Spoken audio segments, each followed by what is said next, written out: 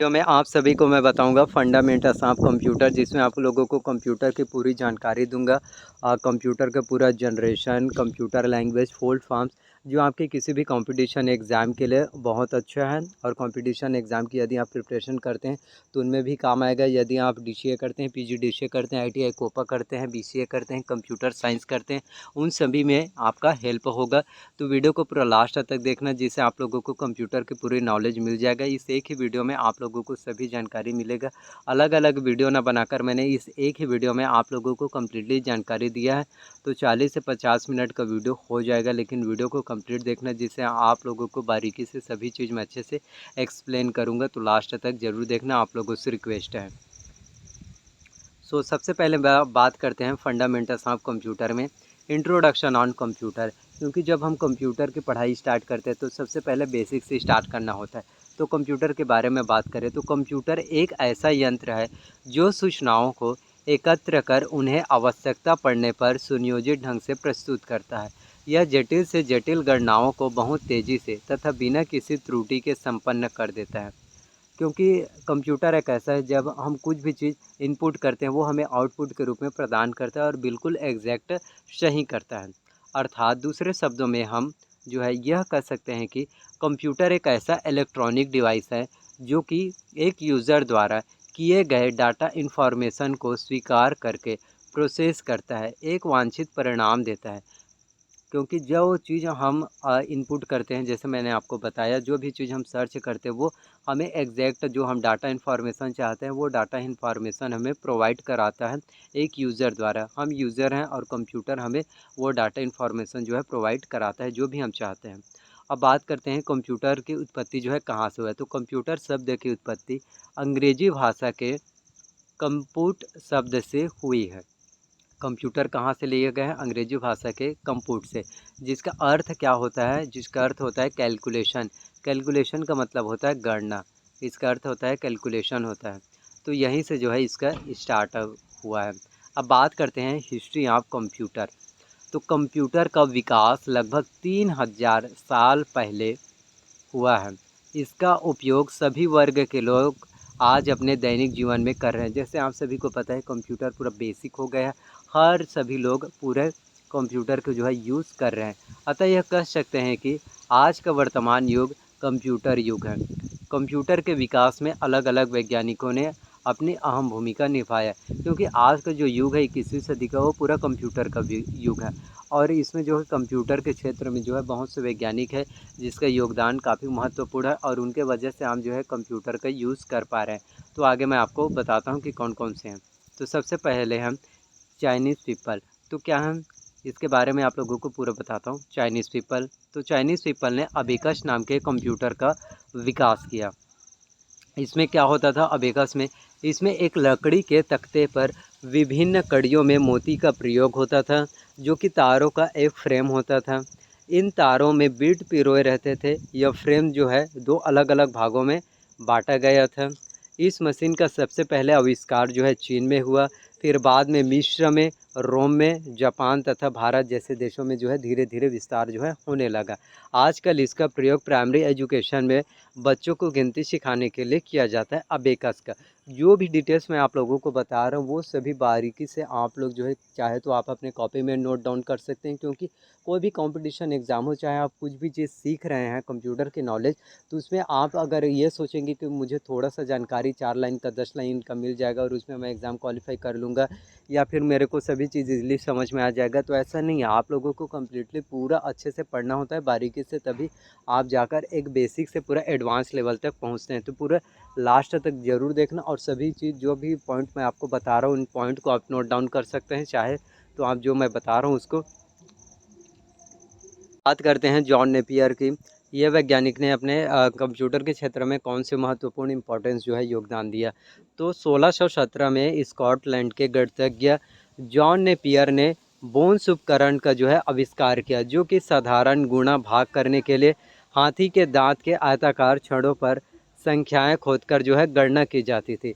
इसमें मुख्य रूप से 10 छड़ें होती थी, जिसका प्रयोग अंकों के गणना करने के लिए किया जाता था, जिसका नाम क्या रखा गया? जॉन नेपियर ने इसका आविष्कार किया और इसका नाम जो है नेपियर बोन्स जो है रखा गया। अब बात करते हैं थर्ड वैज्ञानिक के। ये है आप हमारा विलियम आउटरेट। तो विलियम आउटरेट ने सन 1632 में एक स्लाइड रूल का आविष्कार किया जो जो 3 शताब्दियों तक मुख्य गणना के लिए बना रहा। इस स्लाइड के अंदर एक रूल्स होती थी जिसके बीच एवं ऊपर में पारदर्शी कर्सर होता था एवं बीचों बीच पारदर्शी रेखाएं खींची होती थी जिसके बीच में इस स्लाइड को खिसकाया जा सकता था एवं गणना का कार्य जो है किया जाता था। फिर है ब्लेस पास्कल। क्योंकि ब्लेस पास्कल को आप लोग जानते होंगे, कंप्यूटर के क्षेत्र में सबसे ज़्यादा इम्पोर्टेंस और महत्वपूर्ण योगदान जो है ब्लेस पास्कल का ही है। तो ब्लेस पास्कल यह एक फ्रेंच गणितज्ञ थे। इन्होंने 1620 ईस्वी में पास्कल कैलकुलेटिंग मशीन का आविष्कार किया था। यह सबसे पहले लिखने वाला यांत्रिकी कैलकुलेटिंग मशीन था जो कि पीतल के गेरों पर जो है आधारित है, कैलकुलेटिंग मशीन है। यह विभिन्न चक्रों एवं पहियों से बना होता था जिनमें 0 से 9 तक के अंक जो है छपे होते थे। प्रत्येक चक्रों का स्थानीय मान होता था। मान की बात करें तो जैसे आपका इकाई, दहाई, सैकड़ा आदि। पास्कल की इस एडिंग मशीन को पास्कलिंग कहा गया। आज भी कार व स्कूटर के स्पीडोमीटर में यह सिस्टम उपयोग में जो है लाया जाता है जो ब्लेस पास्कल ने आविष्कार किया था। आज भी इसका यूज़ होता है। फिर चार्ल्स बैबेज। तो चार्ल्स बैबेज का कंप्यूटर के इतिहास में 19वीं शताब्दियों का प्रारंभिक समय का स्वर्णिम युग माना जाता है। चार्ल्स बैबेज कंप्यूटर के क्षेत्र में बहुत ही महत्वपूर्ण योगदान इनका है। चार्ल्स बैबेज ने 1833 में स्वचालित कैलकुलेटर की परिकल्पना की जिसमें इन्होंने कृत्रिम मेमोरी की परिकल्पना की थी, जिसमें कृत्रिम मेमोरी एवं दिए गए प्रोग्राम की संगणना जो है आसानी से कर सके। तो चार्ल्स बैबेज ने कृत्रिम मेमोरी की जो है परिकल्पना किया था और उन्होंने सोचा था कि हम एक ऐसा बनाएंगे जिसमें प्रोग्राम की गणना जो है हम आसानी से कर सके।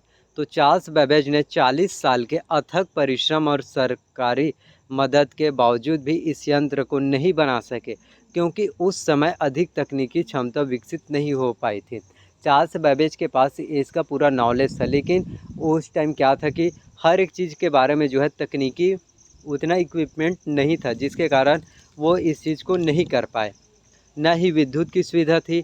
फिर उन्होंने एक ऐसे मशीन का आविष्कार किया जो भाप से चलती थी। इस मशीन में गियर व सॉफ्ट लगे होते थे। क्या किया कि उस तकनीक का वो जो तकनीक की रिक्वायरमेंट्स है वो तकनीक अवेलेबल नहीं था। फिर भी उन्होंने हिम्मत नहीं हारा। फिर ऐसे मशीन का आविष्कार किया जिसमें जो है भाप से चलती थी, जिसका नाम क्या रखा गया, जिसका नाम जो है डिफरेंस इंजन रखा गया। बाद में एनालिटिकल इंजन बनाया गया। डिफरेंस इंजन से एनालिटिकल इंजन। इसलिए चार्ल्स बैबेज को कंप्यूटर विकास का जनक कहा जाता है। यदि कभी क्वेश्चन आए कि कंप्यूटर का पितामह किसे कहा जाता है, कंप्यूटर का जनक किसे कहा जाता है, तो कंप्यूटर के विकास का जनक जो है चार्ल्स बैबेज को कहा जाता है। फिर आगे देखते हैं हरमन होलेरिथ। तो इन्होंने क्या किया, 1890 में अमेरिकन वैज्ञानिक डॉक्टर हरमन होलेरिथ का लगभग 50 सालों के बाद बैबेज की कल्पना को साकार किया। जैसे मैंने आपको बताया चार्ल्स बैबेज जी ने वो तकनीक रिक्वायरमेंट्स उस टाइम नहीं था लेकिन उनके सपनों को इन्होंने हरमन होलेरिथ ने परिकल्पना को जो है साकार किया और उन्होंने उन्हीं के जो फार्मूला था उन्हीं पर काम किया। इन्होंने अपने विभाग अमेरिका के जनगणना ब्यूरो के लिए एक इलेक्ट्रिक टेबुलेटिन मशीन बनाई जो पंच कार्डों के मदद से सारा कार्य स्वचालित रूप से करता है। पंच कार्ड में निर्धारित कोड के अनुसार छेद कर दिए जाते हैं। पंच कार्ड में जहां पर छेद होते थे उसे 1 एवं छेद नहीं होते थे उसे 0 से प्रदर्शित करते थे। ये फार्मूला उसने लगाया। सन 1896 में हरमन होलेरिथ ने पंच कार्ड यंत्र बनाने की एक कंपनी टेबुलेटिंग मशीन स्थापित की क्योंकि पंच कार्ड जो है अलग अलग होते थे तो इसलिए इन्होंने एक कंपनी ही स्थापित कर दी टेबुलेटिंग मशीन। 1924 में यह कंपनी अन्य कंपनी के साथ विलय होकर इंटरनेशनल बिजनेस मशीन हो गया।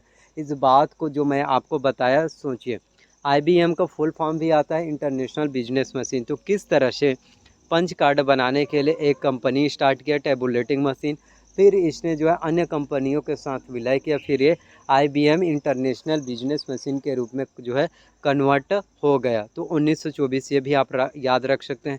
तो कंप्यूटर के क्षेत्र में जो वैज्ञानिकों ने अपना महत्वपूर्ण भूमिका निभाई है वो सभी वैज्ञानिक, आपको 6 वैज्ञानिक मैंने आपको बता दिया।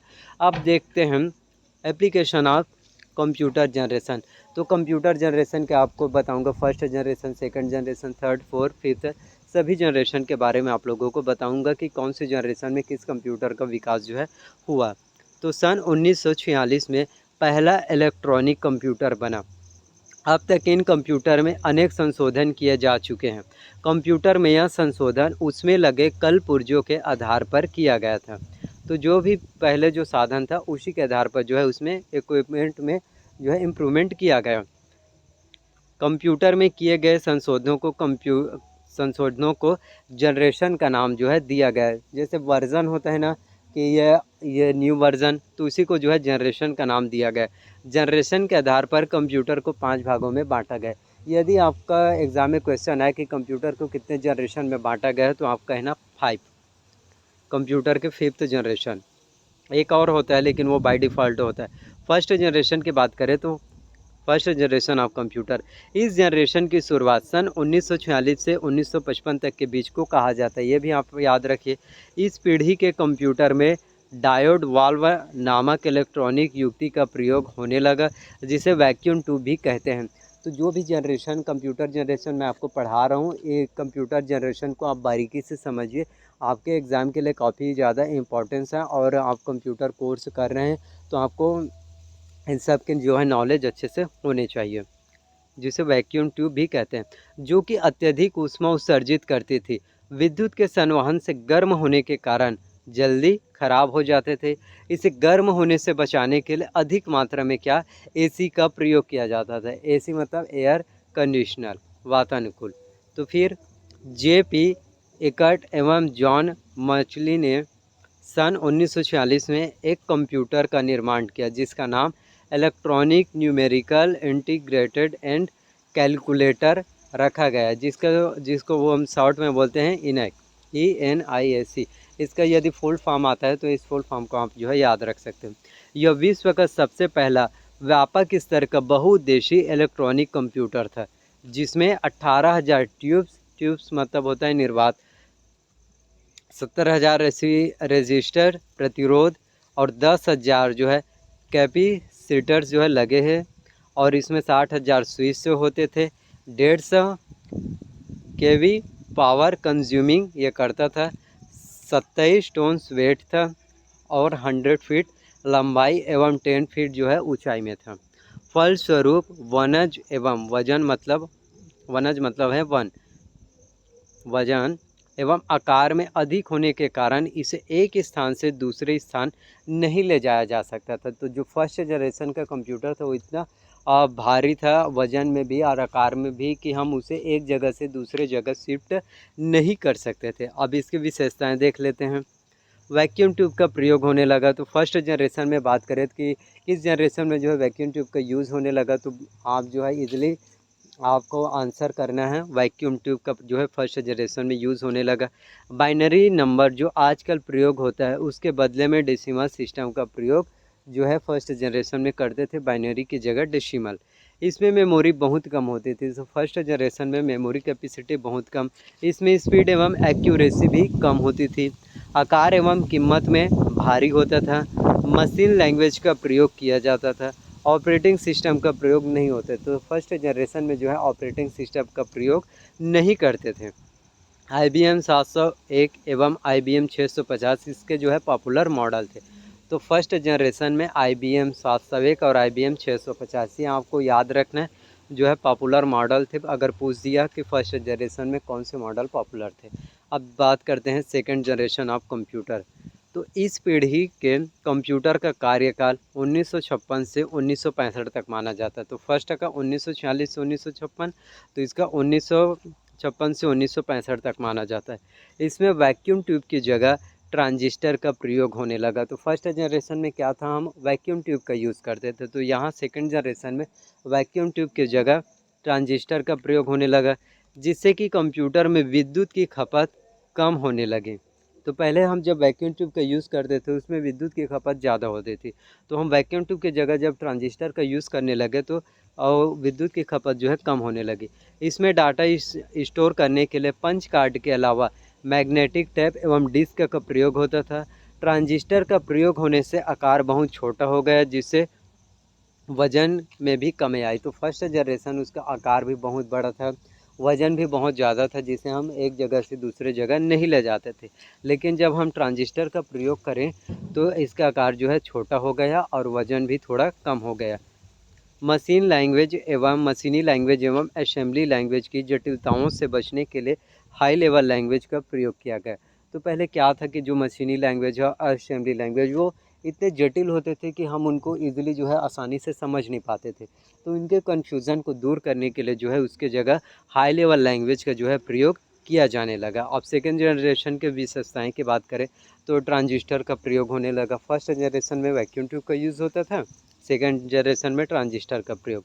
आकार बहुत छोटा हो गया एवं कीमत भी कम हो गई। अगर डिफरेंस भी पूछा गया है और पूछा जाए कि फर्स्ट जनरेशन सेकंड जनरेशन में डिफरेंस बताओ, तो आप जो है इजीली डिफरेंस भी बता सकते हैं। उसका आकार बहुत बड़ा था और वज़न में भी, और इसका आकार जो है छोटा हो गया। इसमें स्पीड एवं एक्यूरेसी भी अधिक बढ़ गई फर्स्ट जनरेशन से ज़्यादा। इसमें मेमोरी अपेक्षाकृत अधिक बढ़ गई।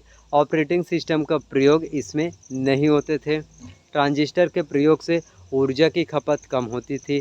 पंच कार्ड के अलावा मैग्नेटिक टैब और रील का जो है इसमें प्रयोग होता था, जिससे कि डाटा स्टोरेज क्षमता और भी बढ़ गई। तो फर्स्ट जनरेशन में जो है डाटा स्टोरेज की क्षमता कम थी और सेकंड जनरेशन में डाटा स्टोरेज की क्षमता जो है बढ़ गई। और फर्स्ट जनरेशन में जो है IBM वो पॉपुलर मॉडल थे और इसमें यूनिवेक 1108 इसके पॉपुलर मॉडल थे। तो आई होप कि आप लोगों को फर्स्ट जनरेशन और सेकंड जनरेशन के बारे में अच्छे से जानकारी मिल गया।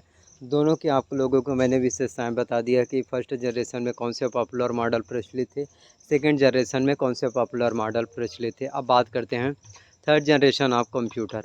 तो कंप्यूटर की थर्ड जनरेशन 1966 से 1975 के बीच को जो है माना जाता है थर्ड जनरेशन। इस पीढ़ी के कंप्यूटर में ट्रांजिस्टर के स्थान पर IC इंटीग्रेटेड सर्किट का प्रयोग किया गया।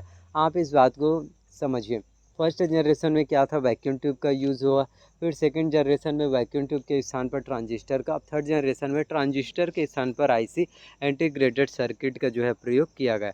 एक IC सैकड़ों कंपोनेंट का कार्य अकेले ही कर सकता था, जिससे वजन एवं आकार में काफ़ी कमी आई एवं विद्युत ऊष्मा की खपत पहले की अपेक्षा काफ़ी कम हो गई। तो इसमें क्या था, IC का जब हम यूज़ करने लगे ट्रांजिस्टर के स्थान पर, तो जो पहले आकार कम था वो आकार और भी कम हो गया और इजीली हम उसको आसानी से एक जगह से दूसरे जगह ले जाते थे और आसानी से कुछ भी कर सकते थे, जो हम फर्स्ट जनरेशन और सेकंड जनरेशन में नहीं कर पाए। तो IC के प्रयोग से ये काफ़ी आसान हो गया।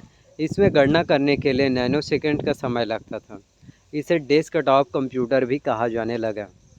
इसमें तकनीकी सुधार होने से मरम्मत आसान हो गया एवं मेमोरी स्टोरेज की क्षमता बढ़ गई। जो फर्स्ट सेकंड जनरेशन था उससे काफ़ी गुना इसमें जो है मेमोरी स्टोरेज की क्षमता बढ़ गई। इस पीढ़ी के कंप्यूटर का प्रयोग शिक्षा, व्यवसाय, सरकारी विभागों में होता था। तो थर्ड जनरेशन के कंप्यूटर से हम एजुकेशन, बिजनेस और सरकारी दफ्तरों में जो है ऑफिस वर्क के लिए भी इसका यूज़ होता था। विशेषताएँ की बात करें तो IC का प्रयोग होने लगा, अपेक्षाकृत आकार एवं भार बहुत ही कम हो गई। इसमें इसमें मेमोरी जो है अपेक्षाकृत अधिक बढ़ गई, जो पहले कम अब पहले थोड़ा बढ़ा था उससे और ज़्यादा हो गया। इसमें स्पीड में एक्यूरेसी भी अधिक बढ़ गई पहले की अपेक्षा। IC के प्रयोग से ऊर्जा की खपत बहुत कम हो गई। ऑपरेटिंग सिस्टम का प्रयोग होने लगा। तो फर्स्ट और सेकंड जनरेशन में क्या था कि ऑपरेटिंग सिस्टम का प्रयोग नहीं करते थे, लेकिन थर्ड जनरेशन में जो है ऑपरेटिंग सिस्टम का प्रयोग होने लगा।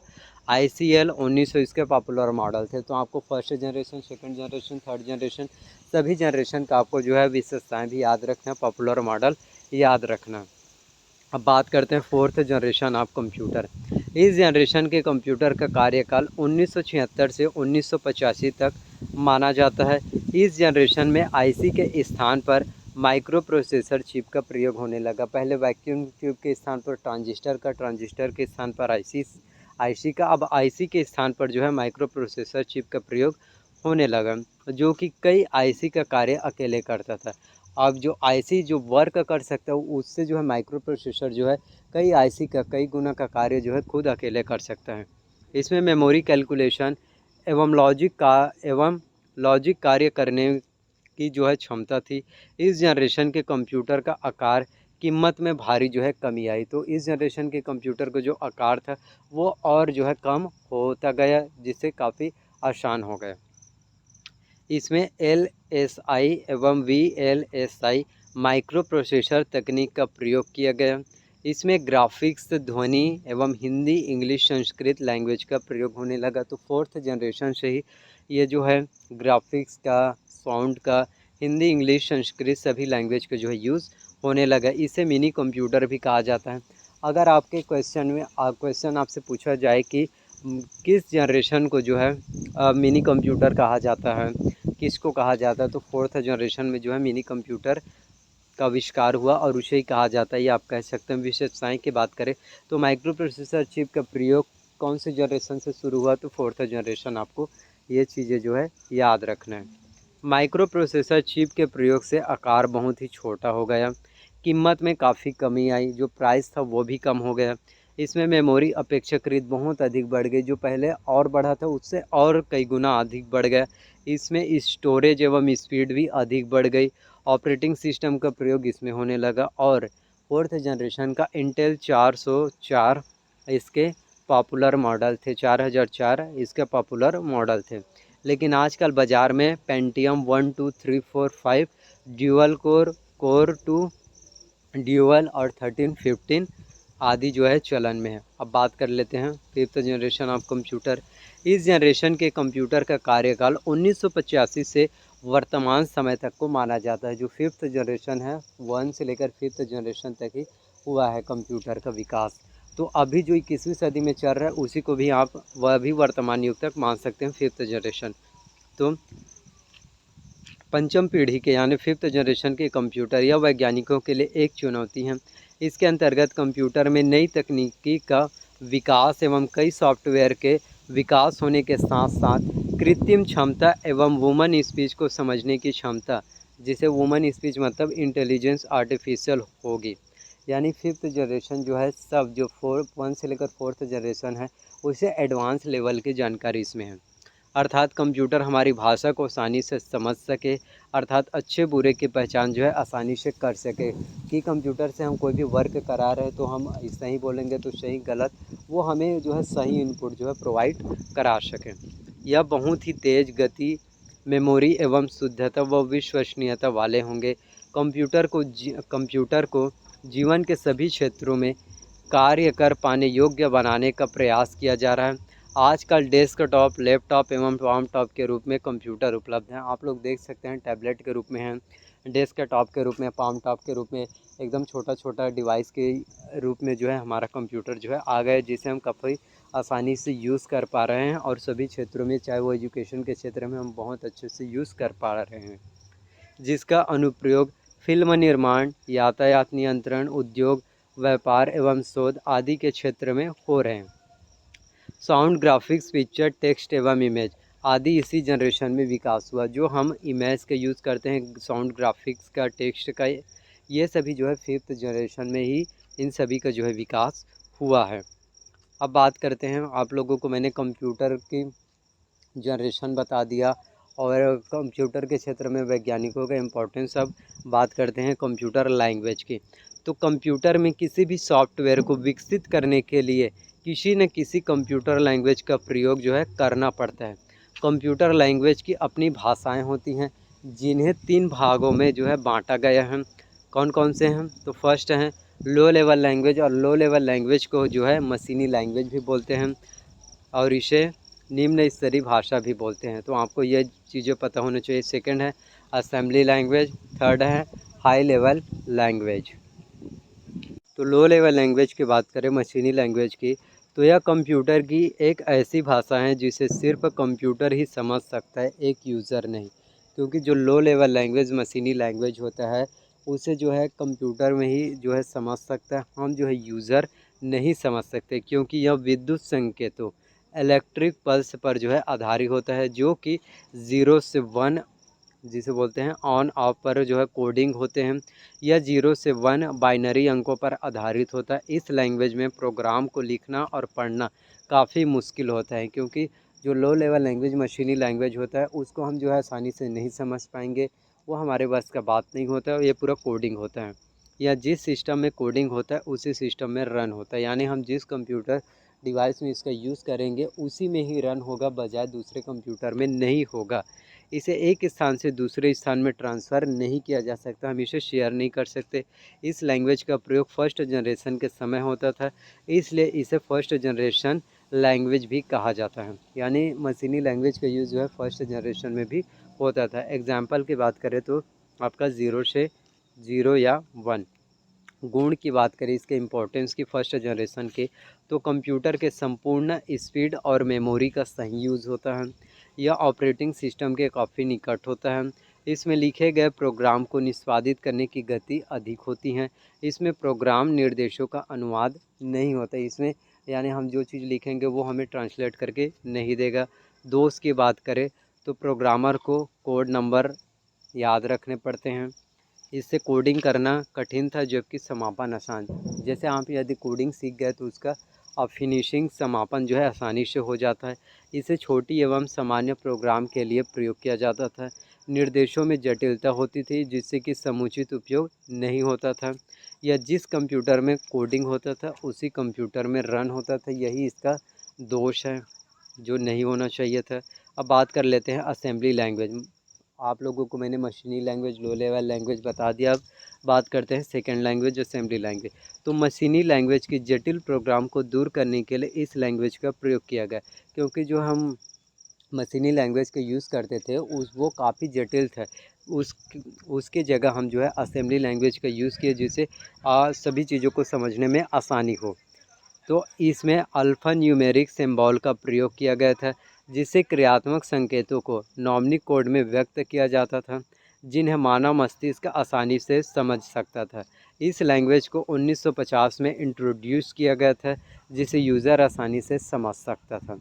यानी कि हम जो है लो लेवल लैंग्वेज मशीनी लैंग्वेज निम्न स्तरीय में जो कोडिंग जो होते थे वो इतने जटिल होते थे कि हम समझ ही नहीं पाते थे, लेकिन जब से हम वह लो लेवल लैंग्वेज की जगह मशीनी लैंग्वेज की जगह असेंबली लैंग्वेज का यूज़ हुआ, हम उसको आसानी से समझ सकते हैं।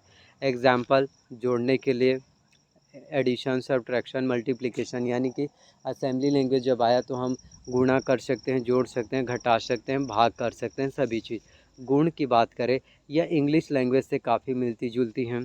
यह अपेक्षाकृत आसान लैंग्वेज है, जो मशीनी लैंग्वेज है उससे काफ़ी आसान है। इसमें प्रोग्रामर की समय की बचत होती है, निर्देशों में त्रुटियां कम होती है, यानी इसमें त्रुटियां बहुत कम देखने को मिलता है। मशीनी लैंग्वेज की अपेक्षा निर्देशों में बदलाव शीघ्रता से किया जा सकता है, यानी कि हम इसमें कोई भी गलत करेक्शन इसमें हम जो है असेंबली लैंग्वेज में आसानी से कर सकते हैं। और इसमें दोष की बात करें असेंबली लैंग्वेज में, तो यह लैंग्वेज सरल किंतु प्रोग्रामर के समझने में कठिन होता था, यानी कि आसान तो है लेकिन ईजिली जो है समझ में नहीं आता था। इस लैंग्वेज में भूल त्रुटियों को ढूंढना कठिन होता था। यदि हम कुछ भी चीज़ एकदम ज़्यादा ही हो गया तो हम उसको ढूंढने में बहुत ज़्यादा प्रॉब्लम हो जाता था कि कहाँ पर मिस्टेक हुआ है करके। इसमें प्रोग्राम तैयार करते समय कंप्यूटर के आंतरिक संरचना और मेमोरी स्थितियों की अच्छी जानकारी होना जो है आवश्यक है, तभी आप अच्छे से वर्क कर पाएंगे। इसे जिस कंप्यूटर पर कोडिंग किया जाता था उसी कंप्यूटर में रन किया जाता था। जैसे मशीनी लैंग्वेज में जिस कंप्यूटर में कोडिंग करेंगे उसमें रन करेंगे, सेम इसमें भी दोष है असेंबली लैंग्वेज में भी कि जिसमें कोडिंग करेंगे उसी में ही रन। अब बात कर लेते हैं high level language. High level language अर्थात जिसे हम थर्ड जनरेशन आप कंप्यूटर भी कहते हैं, यह एक यूज़र लैंग्वेज है, इसे समझने में सीखना आसान है। जो मशीनी लैंग्वेज है असेंबली लैंग्वेज है उनसे काफ़ी अच्छा है ये हाई लेवल लैंग्वेज। यह लैंग्वेज इंग्लिश भाषा के काफ़ी निकट है। इसे साल 1960 में विकसित किया गया था। यह मशीनी कोड 0 या 1 में ना होकर इंग्लिश लैंग्वेज में होती थी। जो मशीनी लैंग्वेज होती थी वो 0 से 1 0 से 9, तो ये जो है उसमें ना होकर इंग्लिश में होती थी। इसमें बने प्रोग्राम को दूसरे कंप्यूटर में रन किया जा सकता है। ये सबसे अच्छी बात है कि जो हम मशीनी लैंग्वेज असेंबली लैंग्वेज में जिस कंप्यूटर में हम कोडिंग करेंगे उसी में रन करेंगे, लेकिन इसमें जिस कंप्यूटर में हम कोडिंग करेंगे उसे दूसरे कंप्यूटर में भी हम आसानी से रन कर सकते हैं। एग्जाम्पल की बात करें, कोबोल, पास्कल, फोर्ट्रान, बेसिक और C++, इनका भी मैं आप लोगों को अच्छे से पूरा एक्सप्लेन करूँगा। गुण की बात करें तो इस लैंग्वेज को लार्ज प्रोग्राम के लिए प्रिफेयर किया जाता है। इसमें अच्छा एवं आसान डॉक्यूमेंटेशन संभव, यानी हम इसमें अच्छे से डॉक्यूमेंट जो है हम बना सकते हैं। इसे एक से अधिक कंप्यूटर में रन किया जा सकता है, सिर्फ एक ही कंप्यूटर में नहीं, चाहे तो हम कितने भी कंप्यूटर में रन कर सकते हैं एक से अधिक। या एक यूज़र के आसानी से समझ में आ सकता है, क्योंकि जो हमारा असेंबली लैंग्वेज और लो लेवल लैंग्वेज मशीनी लैंग्वेज है वो हमारे समझ में नहीं आता था। मशीनी लैंग्वेज तो आता ही नहीं था, लेकिन ये जो है हाई लेवल लैंग्वेज है, ये काफ़ी ज़्यादा इजी हम लोगों के समझ में जो है एक यूज़र के समझ में आ जाता है। दोस्त की बात करें तो हाई लेवल लैंग्वेज के प्रोग्राम को कंप्यूटर में क्रियान्वित करने से पहले मशीनी लैंग्वेज में अनुवादित करना आवश्यक होता है, यानी कि हमें मशीनी लैंग्वेज में कन्वर्ट करना, ट्रांसलेट करना ज़रूरी होता है। कोडिंग करने के लिए जो है समय लगता है, इसमें भी कोडिंग करने के लिए समय लगता है। Types of high level language, तो हाई लेवल लैंग्वेज के कौन कौन से प्रकार हैं, तो Fortran, basic, pascal, COBOL, C language, C++, सभी को आप लोगों को एक्सप्लेन कर रहा हूँ। तो फोर्ट्रान की बात करें, इसे फार्मूला ट्रांसलेशन कहते हैं। IBM ने साल 1951 में इस उच्च स्तरीय भाषा का आविष्कार किया। यह प्रथम हाई लेवल लैंग्वेज है। इसका यूज़ वैज्ञानिक, रिसर्च एवं इंजीनियरिंग के कार्यों के लिए किया जाता है। यह कंपाइल्ड लैंग्वेज है। जो फोर्ट्रान है जो रिसर्च के क्षेत्र में, इंजीनियरिंग के क्षेत्र में होता था, इसलिए जो है फोर्ट्रान का यूज़ होता है। बेसिक की बात करें, यह शब्द beginners all purpose symbolic instructions code, basic से मिलकर बना है। आपको बेसिक का फुल फॉर्म्स याद रखना है। Beginners all purpose symbolic instructions code, यह माइक्रो कंप्यूटर में बहुत अधिक यूज़ की जाने वाली और सीखने में सरल हाई लेवल लैंग्वेज है। इस लैंग्वेज का प्रयोग 1964 में जो है किया गया, IBM बेसिक का। इस लैंग्वेज का यूज़ बहुत से ऑनलाइन एप्लीकेशन के लिए प्रयुक्त किया जा सकता है। बेसिक लैंग्वेज के प्रोग्राम को मशीन लैंग्वेज में अनुवादित करने के लिए इंटरप्रेटर का जो है यूज़ किया जाता है। अब पास्कल की बात करें तो इस लैंग्वेज का नाम महान गणितज्ञ ब्लेस पास्कल के नाम पर जो है रखा गया। इसे निकोलस रिथ ने 1970 में विकसित किया था। इसका प्रयोग सिस्टम सॉफ्टवेयर को तैयार करने के लिए किया गया था। यह लैंग्वेज एक ब्लॉक स्ट्रक्चर जो है लैंग्वेज है। बात करें कोबोल की, तो कॉमन बिजनेस ओरिएंटेड कहा जाता है कोबोल को, जिसे 1960 में जो है डिज़ाइन किया गया कोबोल को। इसका पहला वर्जन कोबोल 16 था। इसका प्रयोग बड़ा बिजनेस एप्लीकेशन के रूप में किया जाता है। तो कोबोल का फर्स्ट वर्जन पूछे तो कोबोल 60 था। कमर्शियल डाटा प्रोसेसिंग में कोबोल 1976 तक अधिक विकसित जो है लैंग्वेज थी, जो कि बहुत ज़्यादा प्रचलन में। फिर बात कर लेते हैं C लैंग्वेज। यह एक general purpose high level language है। भाषा का प्रयोग 1970 के दशक में अमेरिका के बेल फेबोर्सिस ने डेनिस रिची नाम के वैज्ञानिक ने किया था। इसका नाम इसलिए रखा गया क्योंकि इसका पूर्व वर्जन BCPL था। इसके अलावा यह ऑपरेटिंग सिस्टम यूनिक्स में प्रयोग होने लगा। यह बहुत ही उपयोगी लैंग्वेज है C लैंग्वेज, जो कि यूनिक्स में भी यूज़ होता था। इसका नाम जो है C लैंग्वेज इसे रखा गया। अब बात कर लेते हैं C++। यह एक जैसी समस्याओं को बार बार हल करने से प्रोग्राम में होने वाले प्रॉब्लम को दूर करने के लिए इस लैंग्वेज का प्रयोग किया गया था। C का अगला वर्जन C++ है, यानी जो भी प्रॉब्लम आता था उसको बार बार, यदि एक बार प्रॉब्लम आ गया फिर सॉल्व हुआ फिर से, तो बार बार जो प्रॉब्लम आता था उसको सॉर्ट आउट करने के लिए, सही करने के लिए जो है इस लैंग्वेज का यूज़ किया गया, और जिसका वर्जन जो है C++ है। अब मैं आप लोगों को बताता हूँ फुल फॉर्म्स के बारे में। जो फुल फॉर्म आपके एग्ज़ाम में जो है पूछे जाते हैं, तो फुल फॉर्म्स को भी देखिए। ADSL, इसका फुल फॉर्म होता है asymmetric digital subscriber line. AGP, एसिलेटरेट ग्राफिक्स पोर्ट है। ALI, Acer labs incorporated. ALU का arithmetic logic unit. AMD, advanced micro devices. APC, American power conversion. ASCII, American standard code for information interchange. ASIC, application specific integrated circuit. ASPI, advanced ACSI programming interface. तो कई का full form आप यदि सोचेंगे कि जो full form है ASPI इसी के हिसाब से होगा, तो ऐसा नहीं, फुल फॉर्म थोड़ा डिफरेंट रहता है। AT का एडवांस्ड टेक्नोलॉजी ATI का होता है टेक्नोलॉजीज INC। ATX है advanced technology extended. ANSI American national standard institute ALGDL algorithm language. और BFG तो इसका होता है BFG टेक्नोलॉजीज। बायोस का basic input output system. BSC का बैरल नट कंडक्टर। BSNL का भारत संचार निगम लिमिटेड। BSN का बूट सेक्टर वायरस। BCPL का basic combined programming language. BASIC का beginners all purpose symbolic instructions code. Bit का बाइनरी डिजिट। BCD का binary code decimal. BCR का bar code reader. COPA का computer operator and programming assistant. CAS का column address signal. CD का compact disc. CDR का compact disc recorder. CDRW का compact disc read write. CD-ROM का compact disc read only memory. CFM का cubic feet per minute. CMOS का complementary metal oxide semiconductor. CPU का central processing unit. तो इन सब की जो भी फुल फॉर्म आपको बता रहा हूँ उनको आप कॉपी में नोट डाउन कीजिए, बहुत ही ज़्यादा इंपॉर्टेंस फुल फॉर्म है। CTX का CTX टेक्नोलॉजी कॉरपोरेशन। CMI का कंप्यूटर मैनेजमेंट इंस्ट्रक्शन। CRT का कैथोड रे ट्यूब। CRO का कैथोड रे ऑक्सीलोस्कोप। CPL का कंप्यूटर प्रोग्रामिंग लैंग्वेज। CMC का कंप्यूटर मेंटेनेंस कॉरपोरेशन। कोबोल का common business oriented language. CAD का computer aided design. CAM का computer aided manufacture. CPM का controlled program micro processor. DDR का double data rate. DTP का desktop publication. DBMS का database management system. DIPS का data information processing system. DMP का dot matrix printer. DMA का direct memory access. DRAM का dynamic random access memory. DDR/SRAM का double data rate synchronous random access memory. काफ़ी लंबा full form है। FSB का front side bus. GB का gigabyte. GBPS का गीगाबाइट पर सेकेंड। GUI का ग्राफिकल यूज़र इंटरफेस। HDD का हार्ड डिस्क ड्राइव। HTML का hyper text markup language. HTTP का hyper text transfer protocol. IBM का international business machine corporation. IC का integrated circuit. ISO का international standard organisation. IPS का internet protocol system. KBPS का kilobyte per second. KB का kilobyte. LAN का local area network.